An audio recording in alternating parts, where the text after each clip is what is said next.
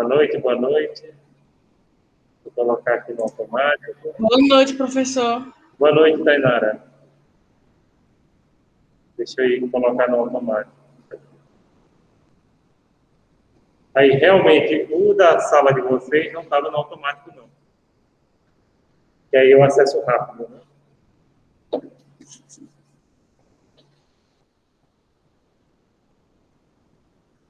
Bom, pessoal, como eu estava falando aqui com a turma que está presencial, a gente não podia dispensar a aula de hoje, mesmo estando na comissão organizadora, porque é o único momento, a não ser, claro, poderia fazer isso através de uma gravação, mas uma gravação sem a participação de vocês ao vivo, né?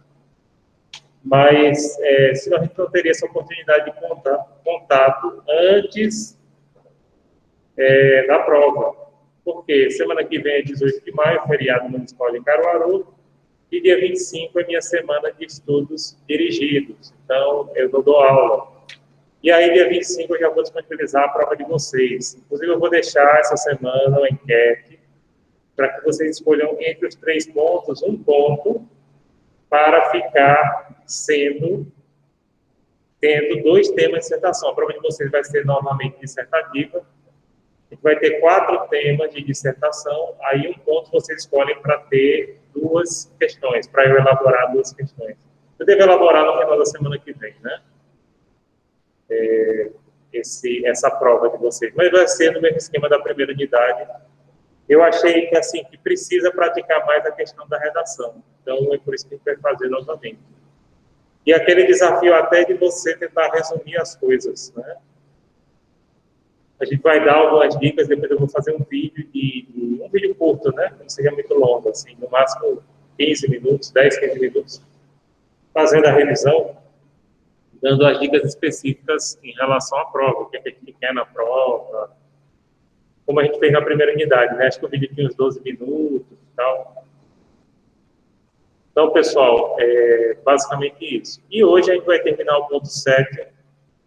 Inclusive, no segundo horário, eu vou acompanhar o congresso, né, que vai ter uma palestra aí da Berenice Dias, da Maria Berenice Dias, que eu também quero ver. E, então, a gente vai começar aqui.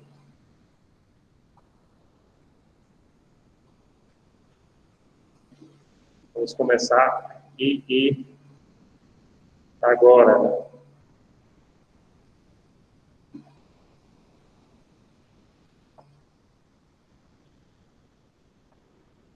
Deixa eu conferir onde que foi, qual foi o slide que a gente parou na turma de vocês. Você foi no começo. Terceiro para começar o quarto, né? Obrigado. Então, estava no terceiro para começar o quarto.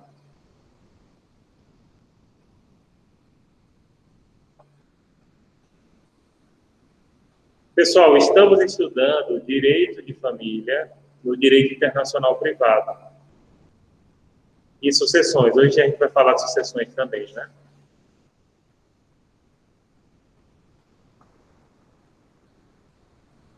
Então, vamos aqui apresentar esse quarto slide. No caso de nulidade do casamento, tendo os nubentes domicílios diversos, a lei do primeiro domicílio do casal regerará o processo. Nesse caso aqui, pessoal, domicílios é em países diferentes, tá? Quando a gente fala aqui domicílios diversos, ou quando a língua fala domicílios diversos, não é porque eles morem dentro do mesmo país, não, viu? Até pensa que é direito internacional privado. A ideia é que eles moram em países diferentes. O artigo 7º da Lei de Introdução às Normas, da LINDB, né, também permite que estrangeiros que residam no Brasil casem perante suas autoridades diplomáticas ou consulares. Nesse caso, a União também é regida pelo ordenamento jurídico estrangeiro. Sim, a recíproca também existe, a gente falou isso, né? Inclusive, consulado, a gente já disse desde o semestre passado, ele funciona como um tabelionato, né? Emite documento, faz certidões, etc. Cobra também pelos atos que são praticados, etc, etc. No caso de estrangeiros que residam no Brasil, eles podem optar por casar perante as suas autoridades consulares competentes, mas os dois têm que ser estrangeiros, tá? Se um for brasileiro, e cônjuge for brasileiro, aí vai ter que casar no registro civil no Brasil. E depois legalizar a certidão de casamento no país. Como é que você legaliza uma certidão de casamento hoje? Uma das coisas mais básicas de direito internacional privado e mais práticas e que vocês têm que saber é o seguinte. Hoje em dia é mais simples, graças à Convenção da Apostila. Por exemplo, se ele se casou lá fora, num país que é signatário da apostila, e a maioria dos países do mundo são, e lá no site do CNJ tem a relação dos países que são signatários, você faz a apostila lá, e quando chega no Brasil aqui, procura um cartório. Os 4 cartórios aqui de Caruaru de registro fazem o reconhecimento da apostila, tá? E se casar aqui para levar para lá, aí vai no cartório daqui e chega lá, porque nem todo país tem cartório, entendeu? Mas outros países podem ser, também no cartório, países que também tiverem cartório. E mais de 100 países, pelo menos os que a gente conhece mais no mundo, fazem parte dessa convenção de Haia, então isso facilita muito o reconhecimento. Isso para qualquer documento, tá?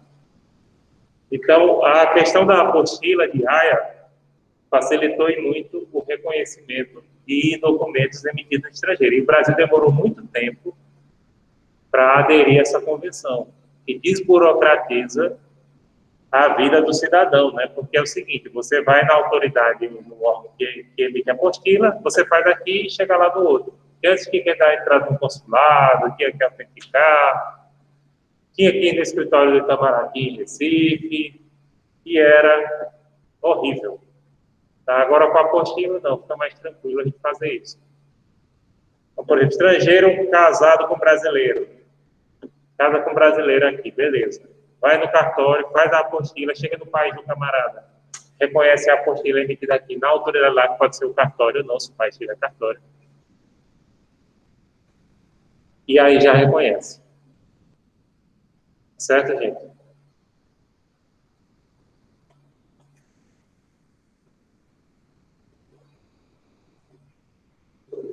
Oi.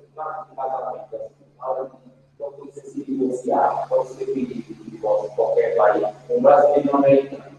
Certo. Aí, o brasileiro pede divórcio. Pode solicitar um divórcio aqui?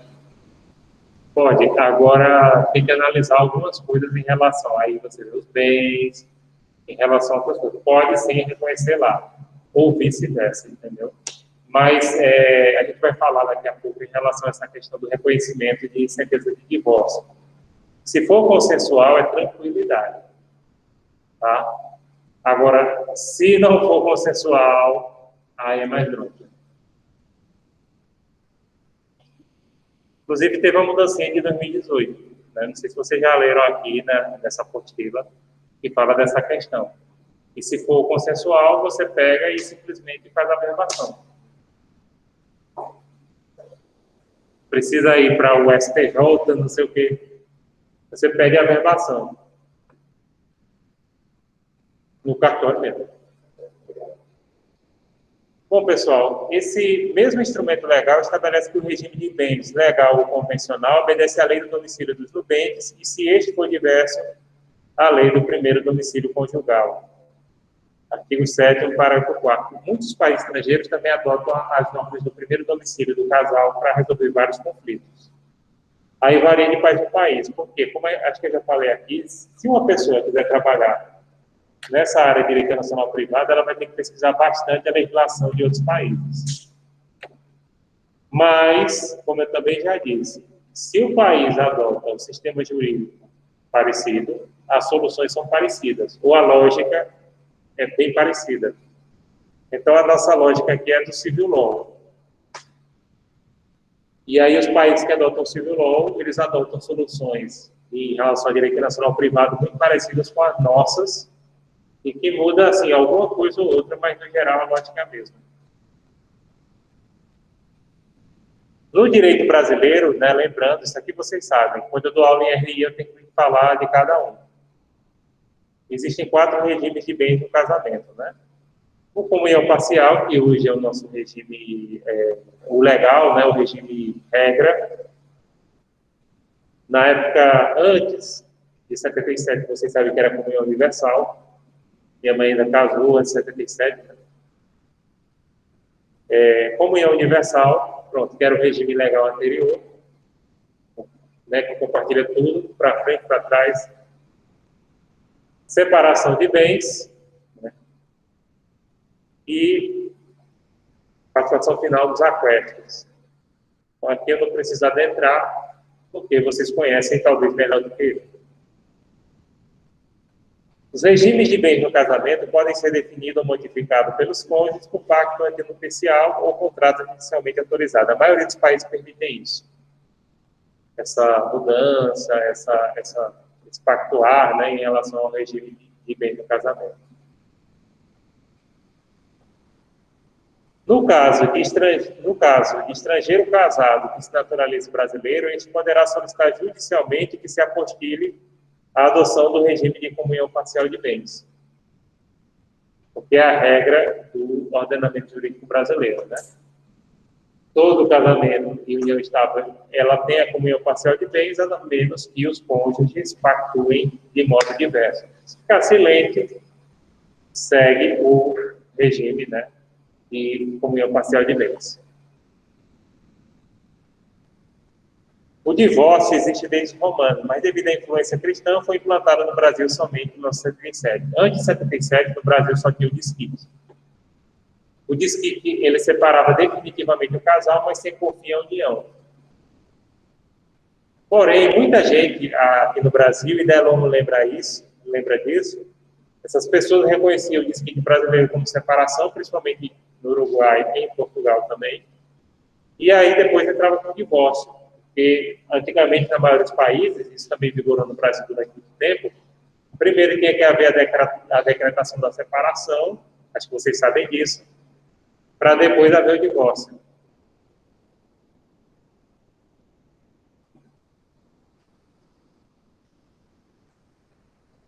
As causas que embasam o pedido de divórcio devem ser solucionadas conforme a lei onde tramitará a ação, da mesma forma a separação de corpos, aonde for previsto.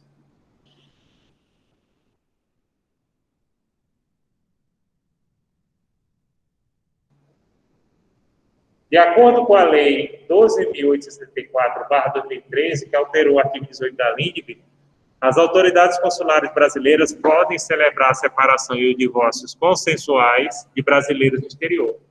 Por que isso? Por um motivo bem simples. Porque a partir dessa época se permitiu a questão do divórcio em cartório. E aí, como eu disse, o consulado funciona como um cartório. É um cartório de luxo, né? Quer dizer, eu falo assim como se cartórios fossem... Mas, enfim, vocês entenderam o que eu queria dizer, né? O consulado trabalha como um cartório com essa questão de emissão de documentos. Então, eu não lembro qual foi a lei. Se foi essa mesma lei, vocês aí que gostam de direito civil mais do que eu, me deem uma ajudinha. Se foi essa mesma lei que estabeleceu o divórcio em cartório, mas eu sei que foi nessa época, mais ou menos, né? Eu lembro que meu irmão casou em 2011 e se divorciou em 2013. Eu sei que ele já se divorciou em cartório. Meu irmão, primeiro casamento, depois ele casou de novo. Então, em 13, já estava podendo casar, já estava podendo fazer o divórcio no cartório aqui no Brasil, né? Consensual e tal.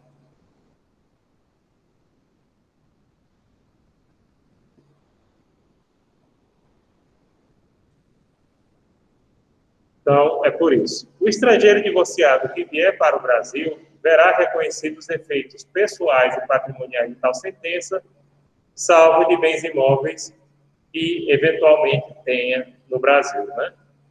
Porque aí tem que ser regido conforme a lei brasileira. Porém, como Oswald lembra, questões relativas a imóveis no Brasil, sendo, por exemplo, em sucessão ou mesmo divórcio consensual, os juízes brasileiros aceitam.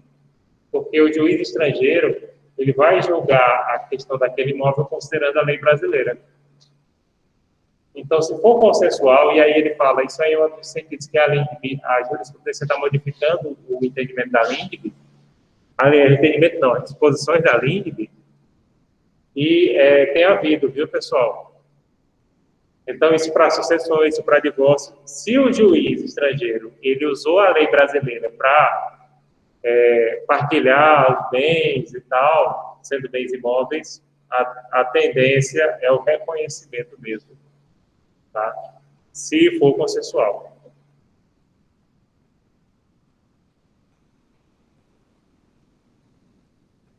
O parágrafo 5º do artigo 961 do novo Código de Processo Civil de 2015, que todos vocês conhecem mais do que eu, não esse artigo, mas o código. E como já falei aqui, eu estudei na época do Código Civil entre o Código Civil de 2016, aliás, o Código de Processo Civil de 73. O Código de 2002 estava na época em implantação. Inclusive, a gente tinha livros que falavam do Código de 16 e do projeto de 2002. E a gente estudava um pouquinho de cada. Aí diz, o professor chegava e dizia, no novo código vai ser assim. Inclusive, hoje, a nossa instituição está completando 62 anos, né, a saída. Infelizmente, a gente não vai ter bolo, como era o costume, de fazer seu bolinho, né? O pessoal estava até pensando em distribuir cupcake, mas acho que depois desistiram. Cupcake, né? Porque vem embaladinho e tal.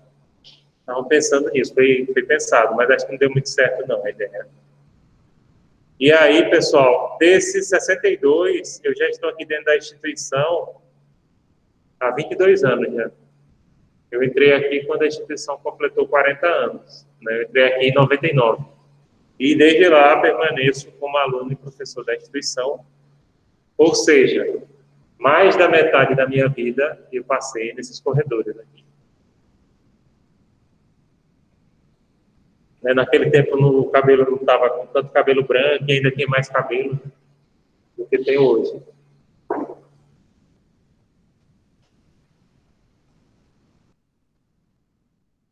Mas eu não estou nem longe, por exemplo, se pegar o professor Renato Cabral de Odonto, do Brasílio, o Brasílio está aqui desde 86. 86. Nesse tempo, a maioria de vocês nem sonhava em nascer. 86, eu era criança, né?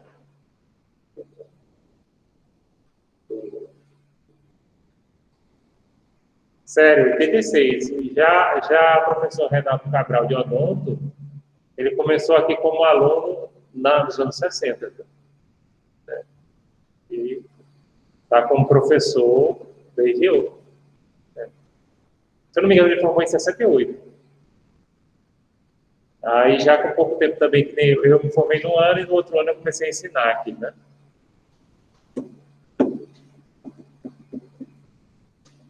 Por quê? Porque eu fui o primeiro, pronto, eu fui o primeiro aluno da SES, eu tenho um marco histórico, eu fui o primeiro aluno da SES a passar no mestrado antes de colar grau.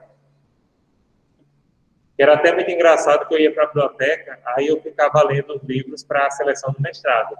Aí tem muito colega que é curioso, aí quando eu via eu com aqueles livros, aí levantava, o que é isso? Eu livro de filosofia, eu digo, sim, eu estou estudando no mestrado. Filosofia, eu livro de ciência política, né? Aí eu passei no mestrado antes de colar grau. Hoje há vários alunos, inclusive alunos nossos aqui, passaram também, mas quem primeiro passou, antes de colar grau, fui eu. Até o pessoal na banca do mestrado perguntou assim, você ainda não colou grau não, né? Aí eu digo, não, só... Tá bom. Eu digo, eita, vão me reprovar. Não, e o pior é que bateram tanto para vocês não olharem assim, o professor é faroleiro.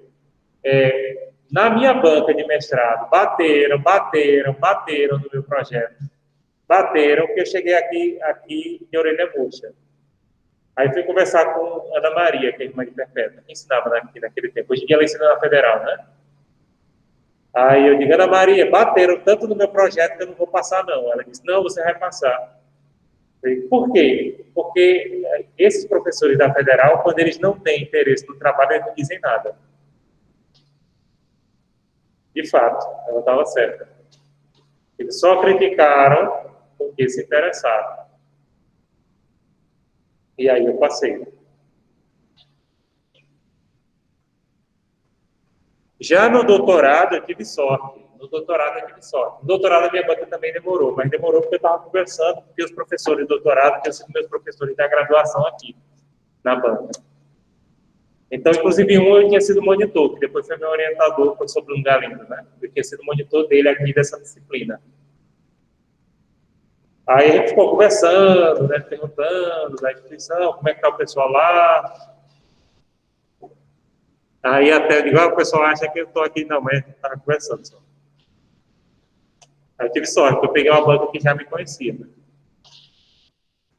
Bom, pessoal, em 2015, a Corregedoria do Conselho Nacional de Justiça, CNJ, editou o provimento número 53, regulamentando e uniformizando nas serventias extrajudiciais de todo o país, ou seja, nos cartórios, a averbação direta de sentença estrangeira de divórcio, ou seja, sem a necessidade de assistência de advogado e tampouco de prévia manifestação de autoridade judicial brasileira. Ou seja, você não precisa mais gastar para levar o processo, no caso do divórcio, a sentença de divórcio, para reconhecer no STJ em Brasília. Inclusive porque isso abarrotava o STJ.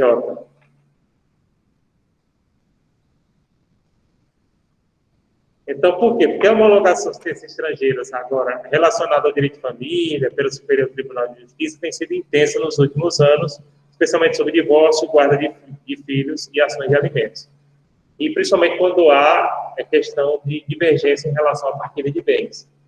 Mas se for um divórcio consensual, você pega a sentença, claro, faz o apostilamento agora, lá e aqui. Perceba que o apostilamento tem que ser feito em 2 lugares. No lugar que emitiu e depois no outro lugar onde você quer revalidar. Mas o apostilamento, pessoal, ele segue uma padronização internacional. Certo? É parecido, pronto, com a questão que eu não falei com vocês, acho que eu não falei, com a permissão internacional para dirigir. A permissão internacional para dirigir não é uma nova habilitação, é a mesma.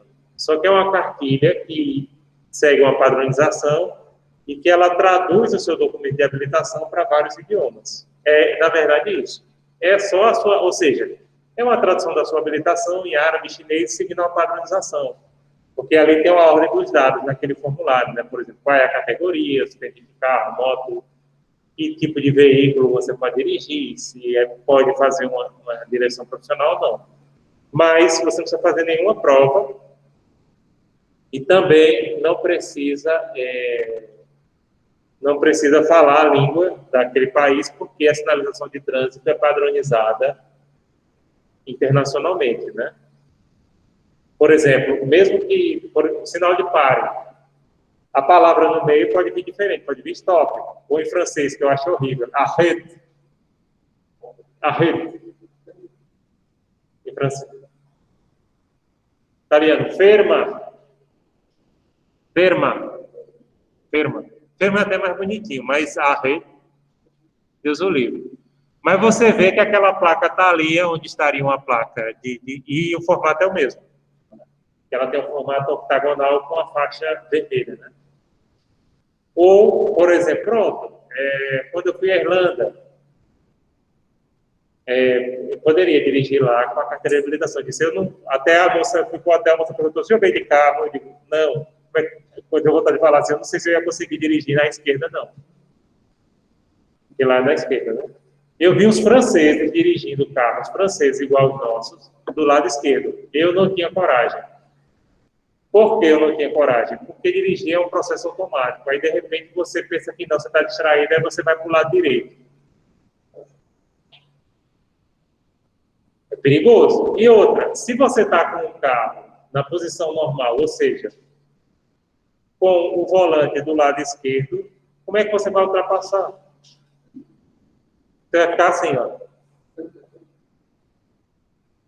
Mas pode, viu? Brasileiro pode dirigir na Irlanda, no Reino Unido, mas eu, francamente, como o sentido de trânsito é outro, eu não tinha coragem. Inclusive, tinha uma aluna nossa que o pai era japonês. Era não, né? Espero que esteja vivo. Pai japonês. Aí ele disse que não dirigia mais no Brasil, não. Assim, já com 50, 60 anos. Aí ele disse, não dirige mais no Brasil, não, porque eu só dirijo aqui no Japão do lado esquerdo. Aí quando eu vou para o Brasil, para não mudar, porque no Japão também é do lado esquerdo. Para não mudar o sentido, Porque dirigir é um processo muito automático. E aí você está distraído, eita, todo o outro lado da rua. Agora, o que eu estranho nos carros no Reino Unido e na Irlanda é o seguinte, é porque a marcha de todo jeito fica no meio. Aí quer dizer, mesmo que você seja uma pessoa destra, você tem que estar passando a marcha com a mão esquerda. Complicado. Então, pessoal, carteira de habilitação, aquela PIG, aquilo ali não é um novo documento. Não precisa fazer prova nenhuma, só precisa pagar a taxa. E também tem que chamar a atenção para vocês ainda em relação a esse assunto, é que muitos países reconhecem a habilitação brasileira e você não precisa tirar aquele documento, que inclusive é caro, custa em torno de R$50, mais ou menos. Por exemplo, os países do Mercosul, você pode dirigir com habilitação brasileira. Alguns estados americanos, como a Flórida, pode também. Nova York eu não sei, eu já disse, eu fiz intercâmbio em Nova York, mas eu não sei porque as pessoas não dirigem em Nova York, né? Em Nova York as pessoas usam transporte público. Porque uma hora de estacionamento lá pode chegar a $10, $20. Então, é pesado. E todo mundo usa transporte público. E alguns países europeus também reconhecem a habilitação brasileira. Por exemplo, os que eu tenho certeza que reconhecem, né? Portugal, Espanha, Itália. Não sei França, não sei o Reino Unido. Mas Portugal, Espanha e Itália, sim.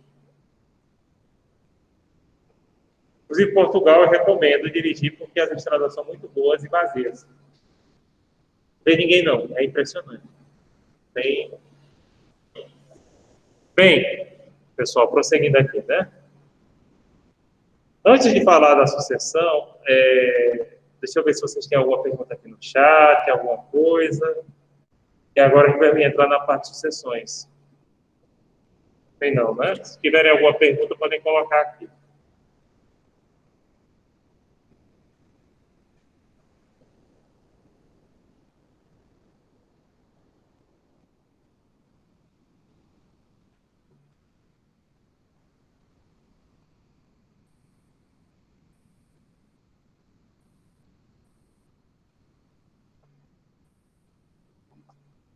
Pronto, não tem, eu posso prosseguir, né?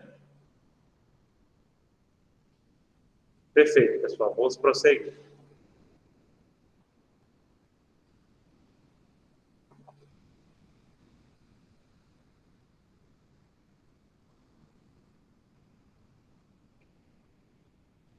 Então, vamos agora falar da parte de sucessões.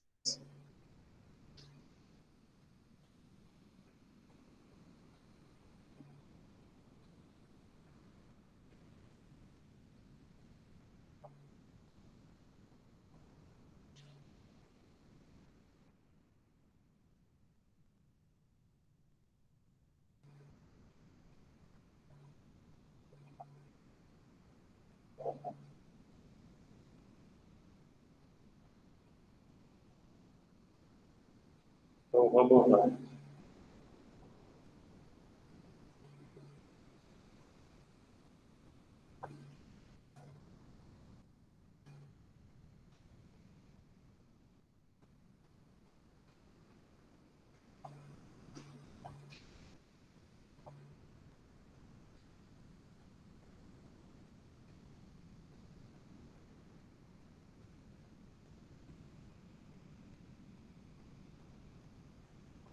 Então, vamos lá.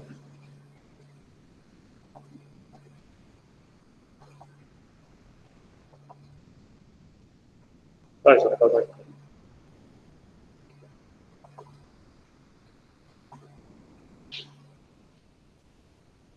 Em relação à sucessão, a gente comporta dois fatores essenciais, né? Isso aqui é mais uma noção geral, como a gente disse, para o pessoal de RI. O pessoal, que seriam falecidos e os herdeiros, o decúdios, né? Eu detesto esse nome, decúdios, mas vocês sabem que é usado internacionalmente, viu, pessoal? A expressão decúdios. Nos países de civil law, a legislação também menciona isso, decúdios. Porque a expressão vem do latim.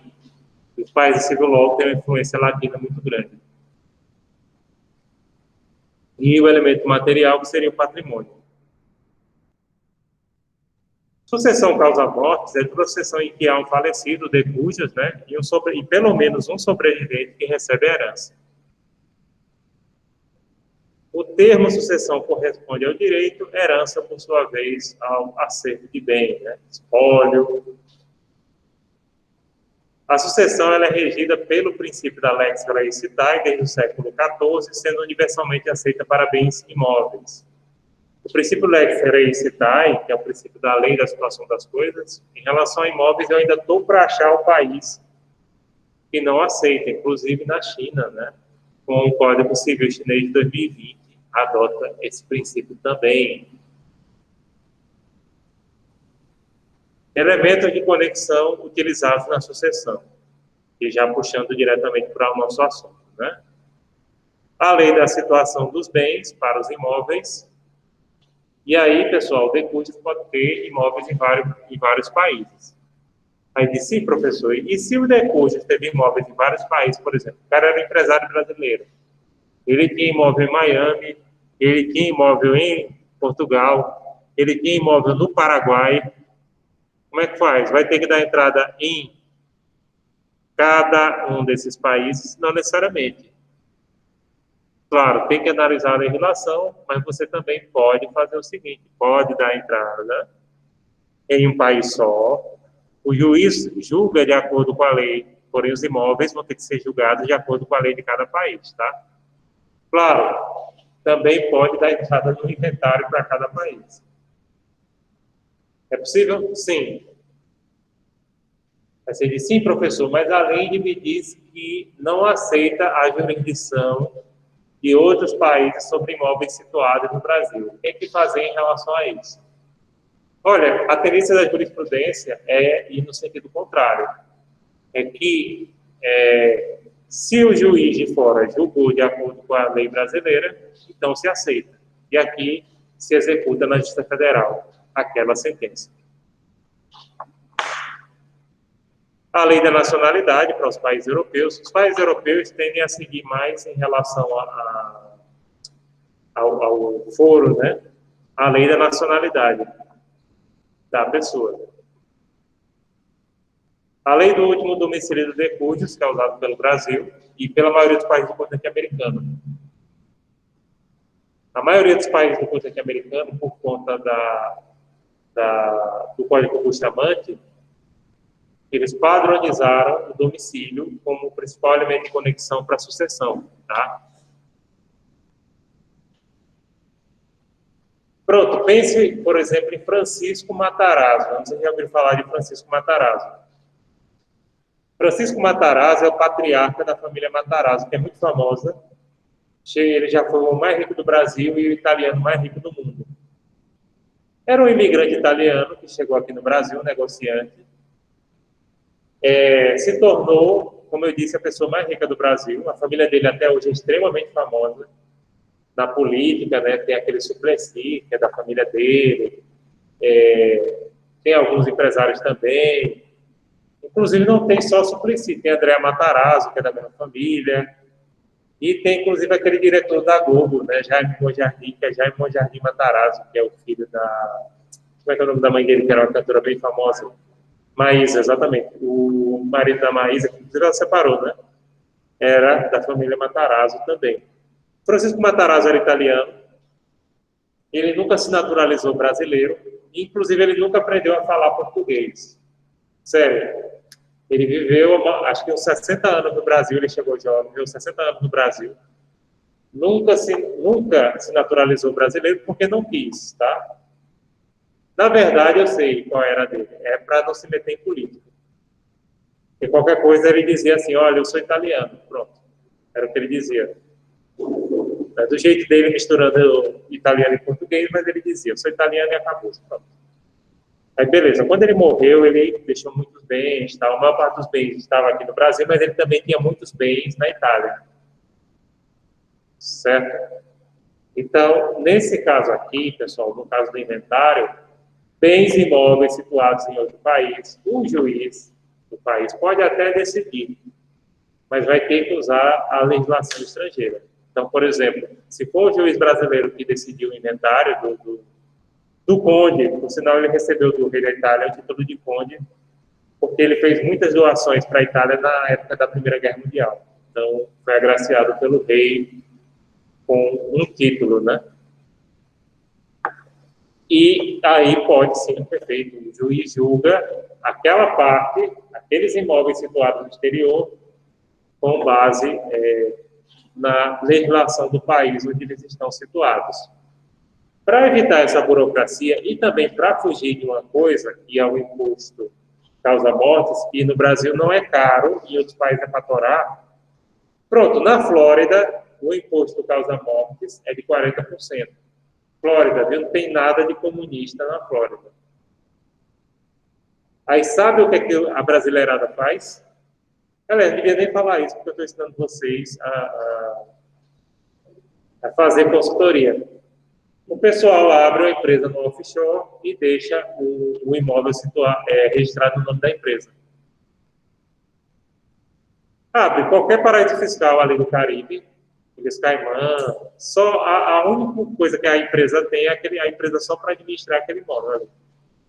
Porque na Flórida, como eu disse, imagine, imposto causa mortes é 40%. E quando se fala em aumentar, vocês sabem que a tributação do Brasil, diferente de outros países, ela é muito pesada no consumo e na renda. E principalmente na renda do empregado. Não é nem renda, porque eu vejo muito empresário, eu também tenho formação em contabilidade e trabalhei com isso muitos anos. Eu vejo muito empresário reclamar que paga muito imposto. Não paga. Quem paga é o consumidor, ele só repassa. Certo? Imposto sobre renda, sobre isso, tem como você escapar. Eu só lembro de um primo meu, com 600 empregados, ele pagava mais imposto, eu pagava mais imposto de renda do que ele. Sério? E o homem com 600 empregados. Sério, imposto de renda mesmo, pessoal, eu mesmo dizia, ele ria quando eu mostrava para ele aqui. Ele ria. E aí ele não necessariamente fazendo a ilegalidade, mas uma função de manobras contábeis, inclusive é simples. Basta você colocar como prolabore o valor lá abaixo. Né? O seu patrimônio, está no nome da empresa. Então. Eu contribuo aqui 2 salários, eu boto aqui. Pronto, não é ilegal, é malandragem, mas não é ilegal. Pelo contrário, é uma brecha jurídica, né, que se permite isso. Então, pessoal, o imposto sobre patrimônio, sobre transmissão casual-morte no Brasil é relativamente barato mesmo, isso aí, comparado até a outros países que não tem nada de comunista e nem de socialista. Quem vai dizer que a Flórida é socialista? Né? Mas o imposto, imagine, você tem uma casa, uma coisa, paga 40%. É complicado. Eu acho que 10% estava de bom tamanho. 10% estava de bom tamanho. 10%, por exemplo, em relação a patrimônio, tal, você pagar como imposto de causa-mortes.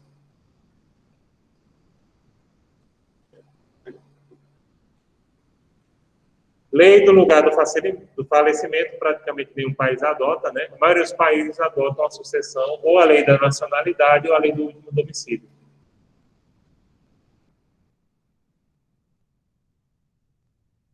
A sucessão legítima, como vocês sabem, é conhecida também como hábito intestato ou legal, que ocorre quando o falecido não deixou testamento, sendo a mais comum no Brasil.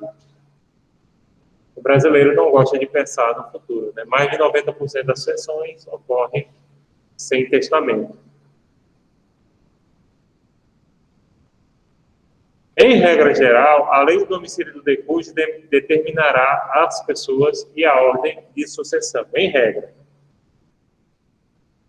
O testamento, como vocês sabem, é um ato personalíssimo, unilateral, gratuito, solene, irrevogável, pelo qual alguém dispõe de seu patrimônio para depois de sua morte. Podem perguntar assim, professor, um testamento emitido em um país pode produzir efeito em outros? Claro, como qualquer documento.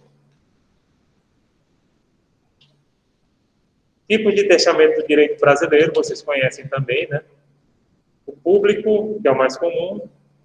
O cerrado, que é o de novela. Eu nunca vi um testamento cerrado na minha vida.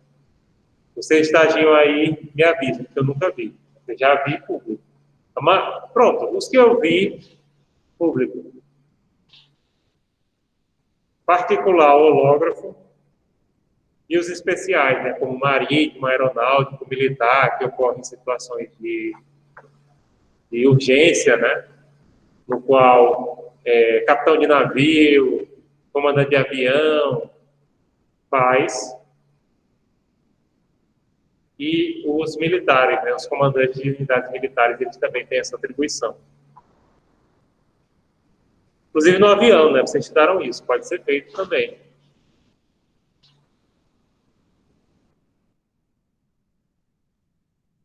Os cônsules do Brasil no exterior podem lavrar testamento do cidadão brasileiro, sim.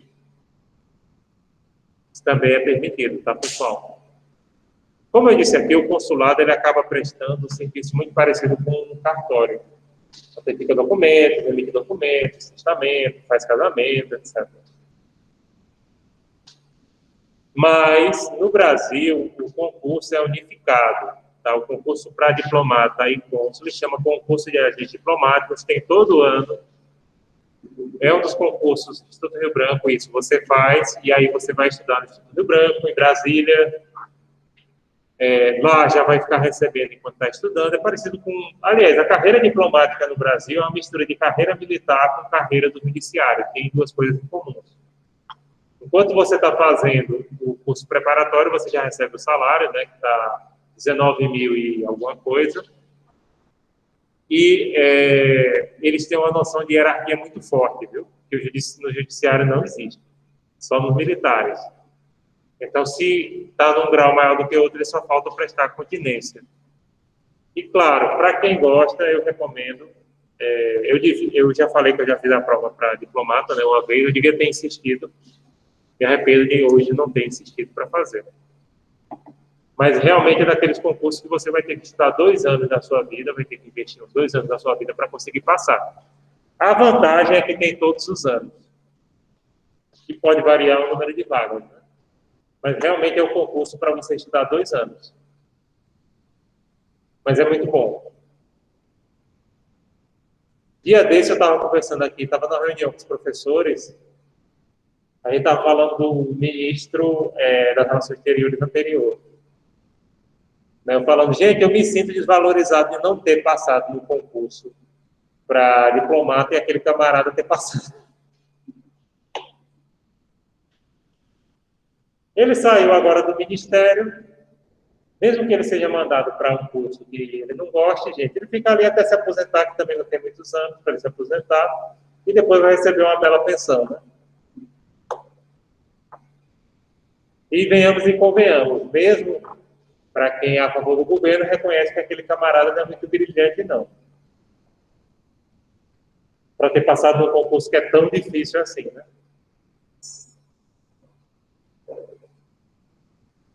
Bom, pessoal, mas voltando aqui, né? A LINDB define que a capacidade para testar é definida pela lei do lugar do domicílio do testador, ou seja, pelo princípio locus regit actum. Artigo 10, parágrafo 2º da LINDB, né? Locus regit actum é o lugar regio actum. No Brasil, o testamento público deve ser regido em português, por um motivo bem simples. É o vernáculo, né? A língua oficial. Sendo permitido o testamento particular ou cerrado em língua estrangeira, desde que as testemunhas compreendam o seu conteúdo. O cerrado pode fazer também. O cerrado, pessoal, é porque é lacrado.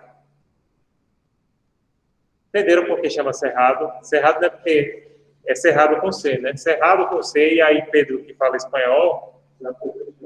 exatamente. Aí vem aquela questão, porque às vezes tem palavras em português e espanhol e tem uma origem, mas, por exemplo, no português acabou em desuso ou vice-versa. Por exemplo, ouvidar no português é usado só em linguagem poética. Sim, o português. Quem mudou foi os portugueses, porque da Igreja Católica, porque os dias da semana em espanhol, em inglês, italiano e francês, a maioria das línguas europeias, né, fazem referência a deuses pagãos. Aí mudaram por conta disso. Mas ouvidar, por exemplo, pouca gente no Brasil sabe o que é ouvidar. Ouvidar é esquecer. E no espanhol é normal. Demasiado. Demasiado, assim, eles usam muito. Demasiado. Eles usam bastante. Eu tenho o DEL, eu tenho o diploma de espanhol como língua estrangeira do Instituto Cervantes do governo da Espanha, né? É, referência na língua espanhola. Os argentinos ficam arretados porque os argentinos acham que a gente deveria falar espanhol como eles. Só que eu não gosto do sotaque deles. Aí tem um professor argentino, gente boa, né? Amigo da gente boa, falando assim, olha, vocês deviam falar o espanhol que nem a gente. Quase isso para ele, Deus o livre. Eu só me lembro do professor Adilson, né? O professor Adilson trabalhou com a gente. A gente estava em Buenos Aires, foi para o congresso, aí a gente almoçando. Aí eu fui pedir frango, né? Aí, eu quero pollo. Aí, exatamente. Aí ele disse, aqui é poxa. Eu digo, poxa, é tussa. O garçom ficou rindo, o garçom entendeu.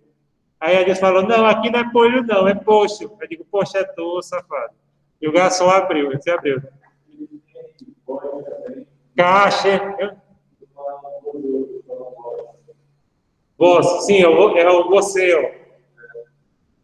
Não, eu acho. Pronto, o melhor sotaque espanhol é o mexicano. Eu não gosto da Espanha porque, assim, eu gosto mais do que o argentino. Só que o da Espanha parece que às vezes eles estão falando com a língua presa. É, placer, placer. Eu não. Madrid não, sim. Placer, aquele placer. É que gostoso. Sotaque argentino é daquele jeito devido à influência galega e italiana. O Uruguai é muito parecido com o argentino. Eu não noto diferença. É como o canadense e o americano. Tem diferença, mas assim, eu não consigo notar a diferença, não. É muito pouca coisa a diferença. Do sotaque, por exemplo, o sotaque americano e canadense praticamente é o mesmo. Do mesmo jeito que o argentino e o uruguaio é o mesmo. Pronto, Pedro. No Instituto Cervantes, eu não sei se você fez prova. Pronto. No Instituto Cervantes, eram quatro gravações para você escutar. 2 com sotaque da Espanha, 1 com sotaque argentino e outro com mexicano. Para não dizer, mesmo sendo da Espanha. E aí, quando eu fui conversar por último com as 2 professoras, uma era espanhola e outra era caribenha. Eu não sei de que país, mas o sotaque dela era o sotaque do Caribe. Porque o sotaque Caribe ele vai para vários países também. Sim, mas exatamente, só no litoral caribenho da Colômbia. Bom, pessoal, então, deixa eu olhar aqui. Vamos voltar aqui.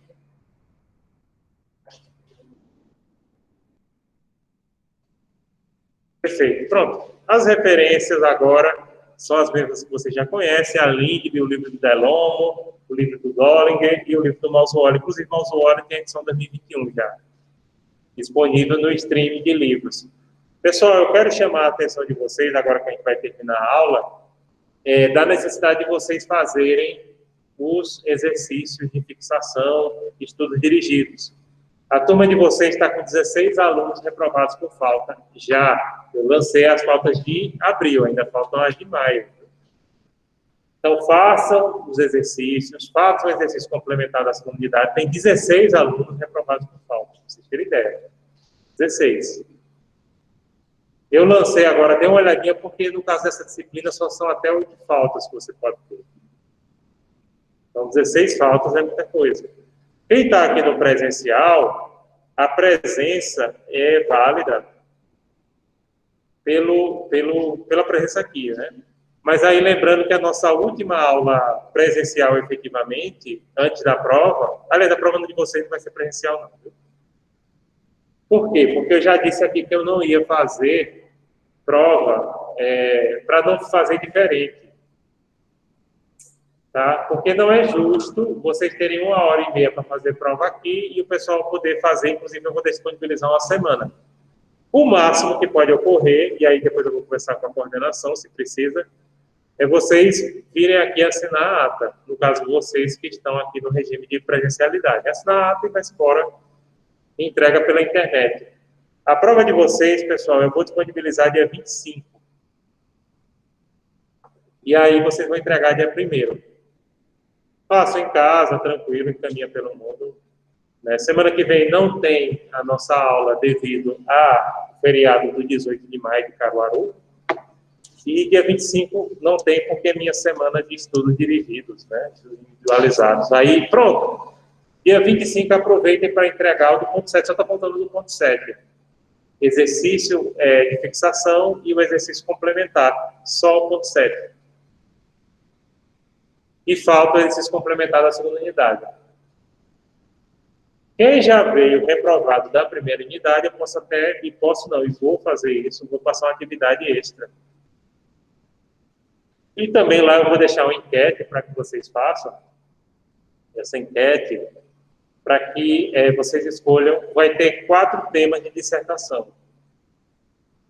E aí vocês vão escolher um ponto para eu colocar 2 temas na hora de redigir a prova. Pois se eu consigo deixar, essa semana ainda consigo deixar a enquete para vocês votarem.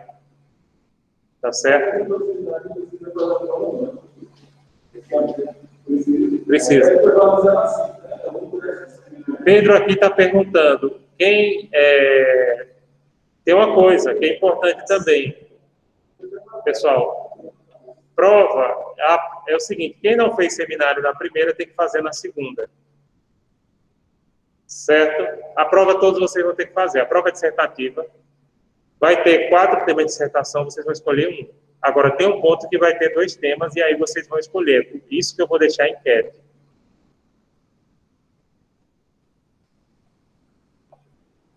Então, vou deixar a enquete para que vocês escolham, né, qual ponto vocês querem que fique com 2 temas de dissertação. De resto, aí vocês podem entrar em contato conosco. Semana que vem não vai ter aula.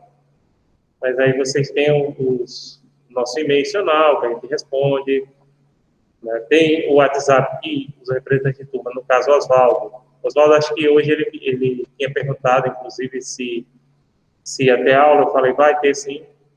Aí ele disse que ia participar da palestra, né? Inclusive eu vou assistir agora. Aliás, não vai ter ninguém não aqui, né? Não, hoje?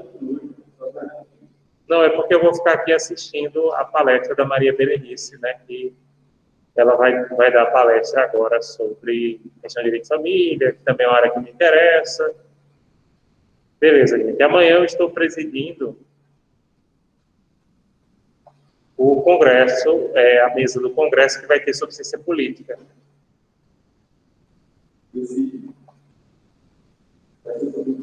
Vai ter Hernani, então eu vou estar na mesa com Hernani, e com outro professor lá de Campina Grande. Hernani já foi pró-reitor da UFPR, foi meu professor do mestrado de Ciência Política também.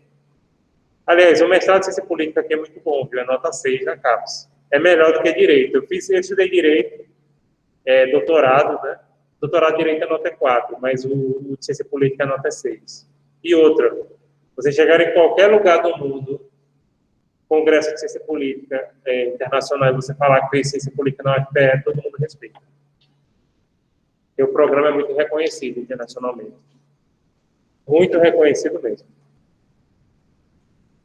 Direito é bom, mas para Juliana, perfeito, Juliana. Faça, é bom. Tem que estudar inglês, viu? Que é a língua lá em inglês. Pessoal, então acho que por hoje é só. A gente vai encerrando por aqui. Deixa eu pegar o nome de quem está na presencialidade aqui conosco. O Carlos. Carlos. Ô, professor. Oi, pode falar. É a última aula do semestre? Oficialmente, não. Oficialmente não, né? Mas a gente ainda vai ver o senhor alguma outra vez? Oi? A gente ainda vai ter contato com o senhor outra vez? Eu não sei se eu vou estar disponível no dia da prova. Não sei, Juliana. É Juliana, né, que está falando? É. Não sei, Juliana. Então, de antemão, muito obrigada pelas suas aulas, Obrigado, viu, pelo Juliana, está aqui carinho do agradecendo. senhor. Eu acho que o Oswaldo não está, senão o Oswaldo já teria feito aquele recadinho que ele sempre dá. Não, Mas mas eu agradeço por esse ano, né? Foi um ano com o senhor, praticamente, obrigado. dois semestres, e foi muito importante a sua participação, principalmente para o nosso crescimento pessoal, não só Obrigado, acadêmico. gente. Eu sempre procuro dar uma contribuição positiva na vida das pessoas, dos meus alunos. Às vezes eu sou um pouco duro, eu sei disso, mas o meu sentido é sempre de ajudar. Eu quero sempre ver meus alunos bem, e nesse contexto tão difícil que a gente está vivendo, é de dar uma contribuição positiva e de fazer a nossa parte aqui, de modo que vocês possam se formar. É isso que a gente quer, entendeu? É isso que a gente quer. A gente quer que vocês aprendam. Agora também a gente não quer passar de graça, entenderam? Obrigado, Mas a obrigado. gente entende, assim, pelo menos eu acredito que a maioria entende, que também é para o nosso bem, às vezes que é duro, às vezes que exige muito, porque realmente Exato. a vida não vai ser diferente com a gente. A E para partir não de... estar brincando com vocês, assim, ah, não, eu estou fingindo que eu estou ensinando. Não, eu quero dar um ensino, uma qualidade de ensino que vocês, pelo menos a nível de Brasil, vocês não se envergonham. Vou dizer assim, eu estudei realmente o conteúdo daquela disciplina, eu realmente sei daquela disciplina. Pronto, eu procuro, inclusive, dar para as minhas disciplinas, até porque são focadas no âmbito internacional, é um conteúdo que siga um padrão de qualidade internacional, assim, em termos de conteúdo. Para que vocês tenham uma noção básica, porque não se iludam que numa aula de graduação você não aprende tudo, mas que vocês saibam o básico dessa disciplina para não fazer vergonha em nenhuma instituição no Brasil e nem fora.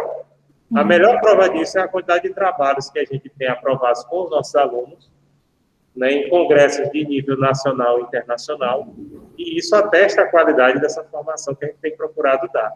Então, pessoal, eu é que agradeço, obrigado pela turma, agradeço a amizade de vocês, e qualquer coisa a gente fica à disposição, tá certo? Obrigada, professora. Obrigado, Juliana. Obrigado a todos. Professor, como Juliana disse, muito obrigada. O senhor acompanha a gente desde o do primeiro semestre. Um dos meus primeiros professores, quando eu entrei na ACES, foi o senhor, no primeiro período. E agora, no último período também. Acredito que foi o professor que mais acompanhou a gente. Ensinou, acredito que foi no quinto ou no sexto também. Foi no terceiro, acho que foi. Então, desde o começo, o senhor está com a gente. E agora também, o nosso último período, a gente vai se formar e o senhor presente novamente. E obrigada mesmo por tudo. O senhor teve uma grande participação na formação de todos nós. E a gente vai levar o senhor, assim, para a vida. Obrigado, Muito obrigada. Obrigado, eu agradeço o seu reconhecimento. Viu, gente? A gente está aqui para isso mesmo, é para somar, é para ajudar vocês, é para acompanhar vocês nessa caminhada que é difícil, viu? A gente está vendo dias difíceis, mas a gente tem que ter fé e esperança de que dias melhores virão. Plantem, façam a sua parte, plantem.